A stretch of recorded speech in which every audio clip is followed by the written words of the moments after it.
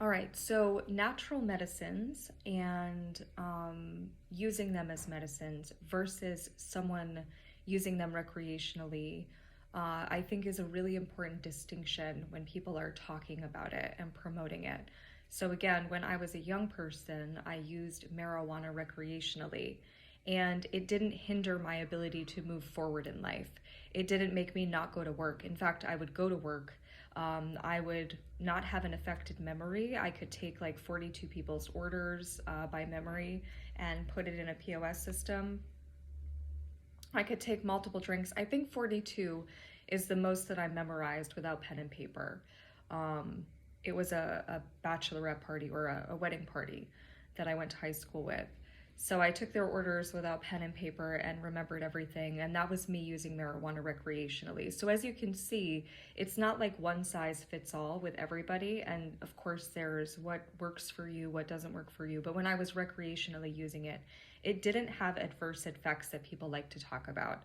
But if it affects you that way, then it's important for you to talk about it. So, like if somebody's using it recreationally and it's holding you back from life, then that's something that you want to look at because that's more of an addiction. But if you're using it and it's not holding you back in life and it's not causing you any grief or trouble or pain or hardship or legal trouble or you're not being targeted, then I don't see an issue with it, which is why societally I think it needs to be seen as a whole. Now, medicinally, this is the difference between me being ambulatory and actually kind of wanting to still be on the earth because it helps with the level of pain that I'm in. So it's actually the difference between me appearing lazy, which is really just me being non-ambulatory with a spinal cord injury. That's without marijuana. When I can't do as much, when I can't get out for an ambulatory walk in a day. Um, that's when I need to like lay down a lot more and rest my body a lot more because I'm not taking the medical marijuana as frequently. Like right now, the stuff that I have with me, I purchased in May of last year, and $5 worth of the flower in August of last year. And I have that only with me. And I didn't get more when I went home, which I should have done, but it wasn't really a leisurely trip. This hasn't been a vacation for me. This is not vacation. I'm not living it up. I don't have money to go out and see the sights and do the things that I'm doing. I'm a spinal cord injured woman who had to leave where I was. I didn't have a choice. So this is something that's really important for people to know when they're speaking about all plant medicines, because again, marijuana for me is beneficial, but there are other people that are part of the spinal cord injured ambulatory group. That means you have a spinal cord injury, but you're a walker. Um, they use all kinds of different plant medicines depending on where they are and what's available to them. But again, for those medicines, it's also important for people to use the distinctions appropriately when they're speaking about it, so that when it comes to legalization and people using it as medicine and being accepted, it doesn't get confused and downplayed the importance and the benefit that it has. You know, like you want to make sure that all over the world, no matter what medicine is being used, that it's a distinction between this is recreational, this is medicinal for me, this is something that is hindering my life or not. You have to take agency over yourself, you know. For me, again, recreationally, when I used marijuana, it did not affect my life negatively. I went to work regularly. I still had the same energy that I have without it. I would hike with it. I would, you know, walk with it. I would clean with it. Like it didn't ever make me just want to sit down and do nothing, ever. That was never a part of what it did for me.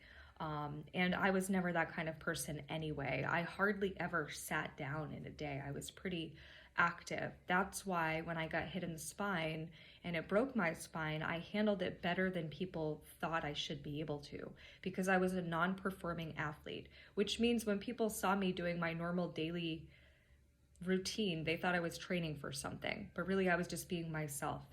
So it's hard for me to be happy because that level of activity is what made me feel alive. That's what gave me joy. Being able to dance as much as I wanted without trying to control my body and keep my movements slow or small, but to be able to fully dance, you know. I used to work and dance all the time in my stilettos, and I was so happy when I was bartending or in whatever shoes I had on. I was so happy bartending, waitressing. I was so happy to be alive, and that was me sober, just living my joy. Hiking up a mountain was pretty normal. Walking dogs and getting them up the mountain and going for a second hike up the mountain was normal year round, no matter what the weather was, no matter how cold. Um, Ice, snow, rain, it didn't matter. I was on that mountain and I was happy. So, being able to use medical marijuana and have people actually distinct between the differences of them using it recreationally, if it's hindering their life, that's not really recreationally, that's kind of more of an addiction. Like if it's not allowing you to do what you need to do in your life, then that would be an addiction, and it's fine as long as you can either acknowledge it, take agency over it, or if it's not inhibiting your life in a way that's negative and not allowing you to move forward. If it's recreational and it's just something that you do, then that's not a huge deal. If it's not harming you again. And then, of course, if you're using it medicinally, and it's the difference between you being ambulatory and not, there are so many people that will benefit from medical marijuana with this injury and with many other injuries. And it's too bad that some people decide to silence it all because they feel either threatened if it's a company, a major corporation, they feel threatened about what it will do to their revenue. If it's a person who invests in a major corporation, they worry about what it will do to their revenue. It's very money-based, but the reality is the plant medicine is too beneficial and effective and non-threatening for it to not be a major part of the world and society as a whole. Again, I'm a spinal cord injury patient. My MRI was covered up via coding. Otherwise, it would prove that I had a broken spine. I have physical proof, I have photographic proof, I have my word, which is actually worth a lot. And I also have a lot of people who thought something else was wrong with me, that if they acknowledged what they saw and the truth, would be able to also say, yes, she's definitely telling you the truth, so that we can actually allow this to be something that can be seen and benefit as a whole. I should have got more when I went back home, because again, I know where it's coming from. I trust the man who has it. It's not like finding somebody random on the street. It's a medicinal place.